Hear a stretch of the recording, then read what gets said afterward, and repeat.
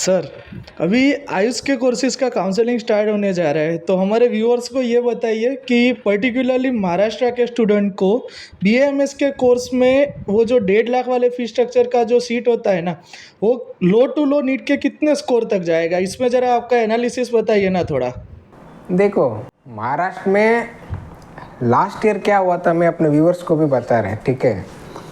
महाराष्ट्र में last year करीबन 60,000 students ने फर्स्ट राउंड के पहले रजिस्ट्रेशन किया था, एमबीबीएस, बीडीएस और जो भी आयुष के कोर्स में इंटरेस्टेड थे कैंडिडेट। ये डेटा हम लोगों ने ऑफिशियली महाराष्ट्र के जो सीईटी सेल जो वेबसाइट है, ठीक है, वहीं से लिया है। लास्ट ईयर 60,000 स्टूडेंट्स ने रजिस्ट्रेशन किया था, ठीक है। वापस से जब आयुष का कट ऑफ रिड्यूस हुआ तो और 3-4 हज़ार बच्चों ने रजिस्ट्रेशन किए थे। कुल मिला के 62-63,000 तो थे वहाँ पे।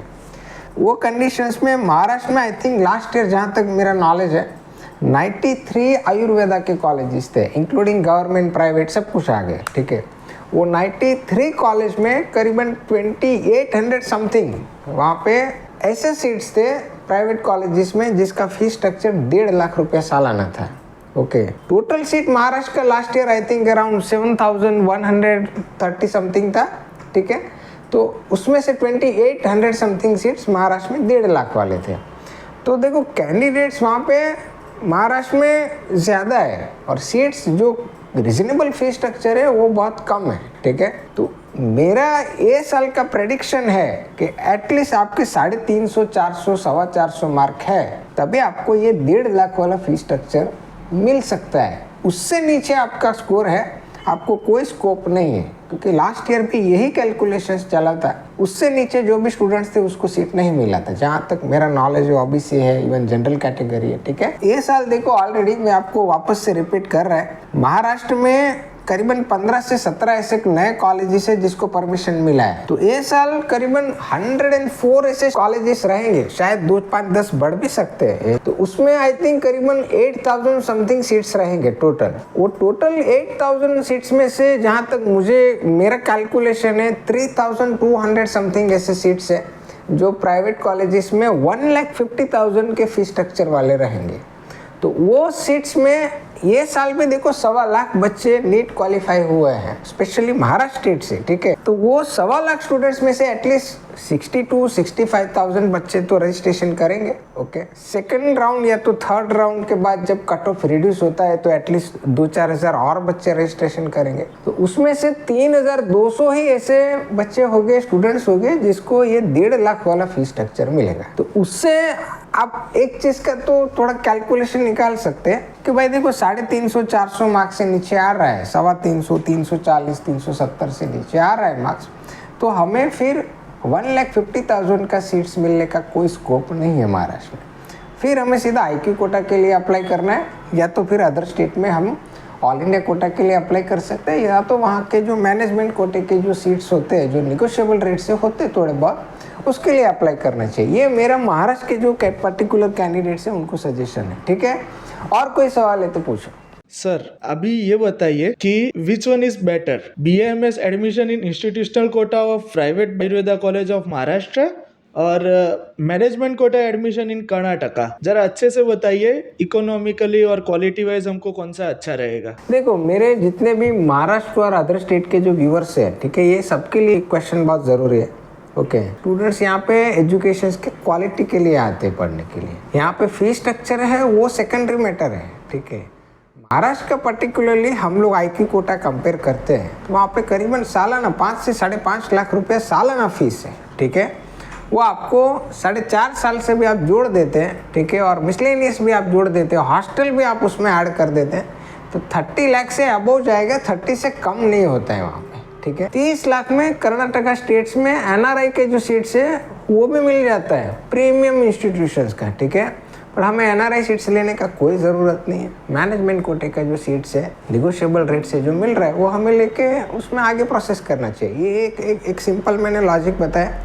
दूसरा, कर्नाटका स्टेट्स में यदि आप मैनेजमेंट कोटे के सीट्स में भी आप पढ़ते हैं, ठीक है, तो यहाँ पे आपका भविष्य में जब आप MD MS करते हैं, PG कोर्सेज, तो यहाँ पे आपका स्टेट डोमिसाइल कंफर्म हो जाता है। तो भविष्य में आप यहाँ के स्टेट कोटा के जो सीट्स है उसमें भी आप अप्लाई कर सकते हैं एमडी एमएस के कोर्सेज में। और कर्नाटका स्टेट में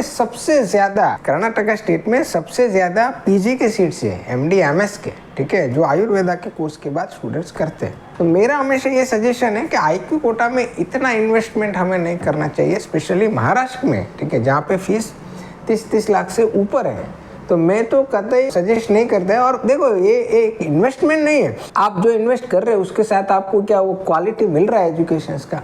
यदि नहीं मिल रहा है तो कॉम्प्रोमाइज़ नहीं करना चाहिए। पेमेंट एक सेकेंडरी मैटर है, आप एजुकेशन को प्रायोरिटी दो।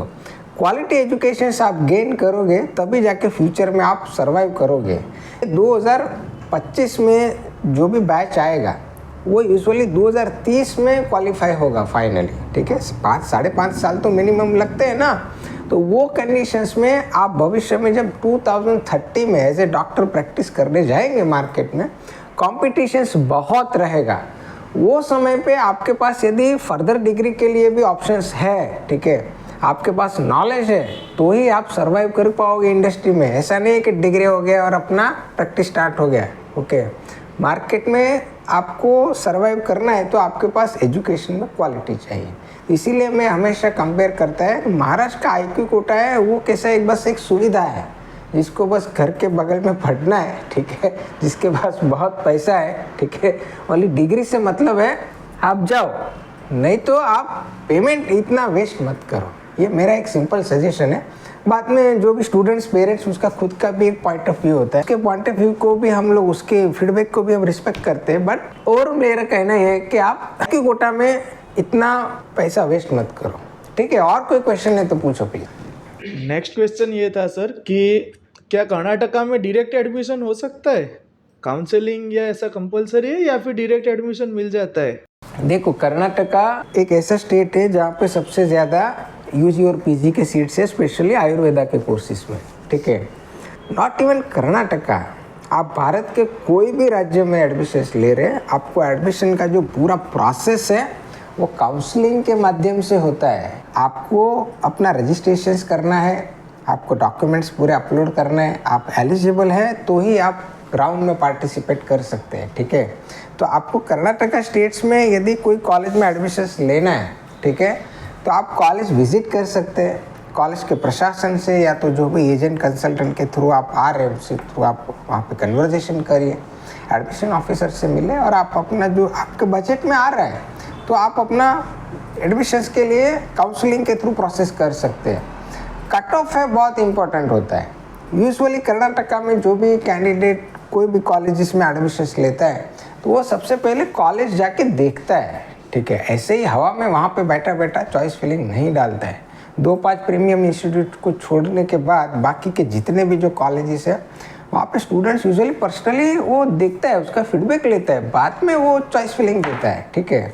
तो ऐसे डायरेक्टली एडमिशन्स नहीं हो रहा है, बट आप इनडायरेक्टली आप समझो जो भी कॉलेज में जो स्टूडेंट चाहता है वहीं पे वो चॉइस फिलिंग देता है। क्योंकि क्या होता है कि मैनेजमेंट का सीट मान लो एक बार हमें अलॉट हो गया तो हमारे पास पेमेंट करने के लिए 3 से 4 ये तो 5 दिन ही होते हैं। तो 5 दिन में हमें वो पूरा फीस भरना है। फर्स्ट ईयर का मान लो 4 लाख रुपीज़ है, पूरा KA का अकाउंट में भरना है। तो वो समय में हमारे पास एज ए कैंडिडेट बहुत असमंजस होता है कि मुझे कॉलेज तो अलॉट हो गया, अभी मैं वो कॉलेज कैसा है कुछ फीडबैक नहीं है तो मैं कैसे उसका फ़ी भरेगा। इसलिए ज़्यादातर कैंडिडेट, मैक्सिमम कैंडिडेट पहले कैंपस विजिट करते हैं, उसके बाद ही चॉइस फिलिंग और पूरा प्रोसेस करते हैं, ठीक है। तो ये एक प्रोसेस है, उस प्रोसेस को स्टूडेंट्स को और पेरेंट्स को समझना पड़ेगा। तो मैं हमेशा कहता है कि भाई फील्ड में आओ, कॉलेज देखो, कैंपस देखो, जो भी एजेंट कंसल्टेंट के थ्रू आप काम कर रहे हैं या तो डायरेक्ट पे आप एडमिशन्स का प्रोसेस कर रहे हैं, ठीक है।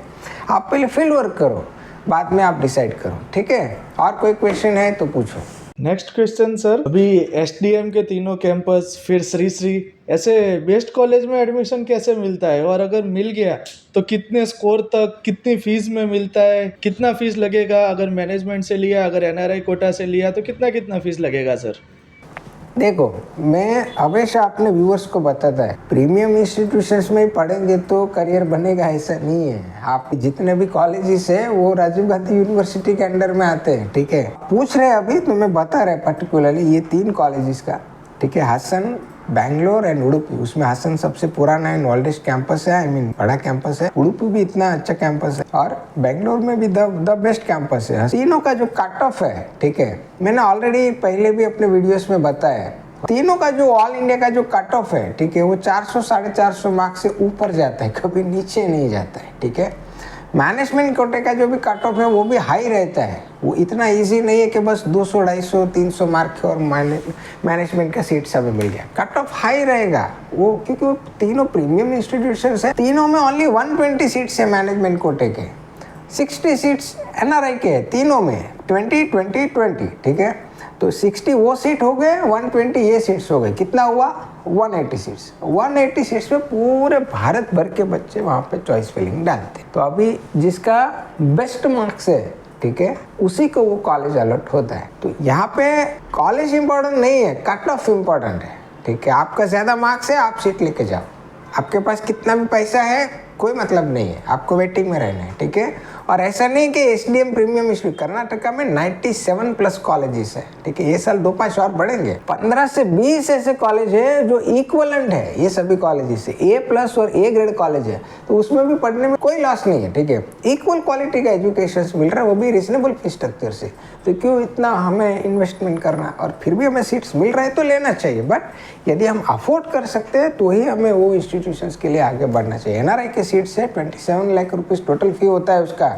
वो सीट्स में हमारा मार्क्स यदि थोड़ा कम है, ठीक है, 200 से 300 के बीच में भी है, तो वो सीट्स हमें मिल सकता है। बट क्या है कि हमारा बजट नहीं है, तो फिर हमें वो नहीं अप्रोच करना चाहिए, क्योंकि 27 लाख तो उसका फीस है, टोटल फीस स्ट्रक्चर 6 लाख के हिसाब से, प्लस उसका हॉस्टल का फीस है, plus miscellaneous and other charges, तो वो करीबन 32 to 33 लाख तक पहुंचता है एनआरआई का सीट्स, ठीक है। और वो भी तीसरे राउंड से ओपन होता है। पहले 2 राउंड जो आयुष के होते हैं उसमें ओनली जनरल कैटेगरी के जो सीट्स है, अदर कैटेगरी के वही ओपन होते हैं, ऑल इंडिया के ओपन होते हैं और स्टेट कोटे के ओपन होते हैं, ठीक है। एनआरआई का 3rd राउंड के बाद ओपन होता है। तो यदि आपको अदर कैटेगरी के सीट्स मिल रहा है तो फिर आपको लेना चाहिए एसडीएम में, नहीं मिल रहा है तो एनआरआई से बेहतर है आप किसी और इंस्टीट्यूशंस में अदर कैटेगरी का सीट्स देखो, ये मेरा पर्सनल सजेशन है, ठीक है। लास्ट क्वेश्चन ये था सर कि एक एडवाइस दे दीजिए हमारे व्यूअर्स को कि मैक्स टू मैक्स कितना इन्वेस्ट करना चाहिए बीएएमएस के लिए। देखो क्या होता है, ये कोई एलआईसी का पॉलिसी नहीं है, ठीक है। मैं आपको बहुत क्लियरली बता रहे कि आप क्या इन्वेस्ट करो, ये कोई टर्म प्लान नहीं है, ओके, कि कोई कितना रिटर्न देगा। एजुकेशंस क्या होता है कि आप मेडिकल के प्रोफेशंस में जब आप आयुर्वेदा में पढ़ रहे हैं, ठीक है, ये आपका एक इन्वॉल्वमेंट, एक इंटरेस्ट है, आपको इसको कैसे कन्वर्ट करना है स्किल में, कि कैसे आप नॉलेज ले रहे हैं, वो बहुत इंपॉर्टेंट है। आयुर्वेदा के कोर्स में आप ओनली बीएएमएस तक का मत सोचो, थिंक अप टू एमडी-एमएस, ठीक है। यूजी तक का जर्नी नहीं है ये, एमडी-एमएस तक हमें प्लान करना है। यदि पूरा पैसा हम लोग यूजी में उड़ा देंगे, मतलब बीएएमएस के कोर्स में उड़ा देंगे, ठीक है, तो आगे एमडी-एमएस कैसे करेंगे, ओके। भविष्य में यदि आप बीएएमएस कर रहे हैं कोई भी कॉलेज से, तो आप ये फाइनेंशियल प्लानिंग के साथ चलो। पेरेंट्स को इतना भी बर्डन मत दो कि वो भविष्य में आपके लिए कोई फर्दर एक्सपेंस कर ही ना पाए। आपके पास पैसा है तो बचा के रखो, सेव करके रखो, ठीक है, उड़ाओ मत।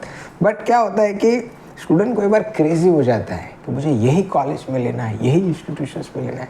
देखो भाई, पढ़ने वाला कहीं से भी पढ़ लेगा, आपका लगन है पढ़ने का, आपको कोई नहीं रोक सकता है, ओके। बीएएमएस आप कर रहे हैं 12 लाख 15 लाख 17 लाख 18 लाख मैक्स। एमडी-एमएस कर रहे हैं, आपका फीस यदि आपको स्टेट कोटा में मिल रहा है तो आपका 1.25 लाख रुपए सालाना होगा।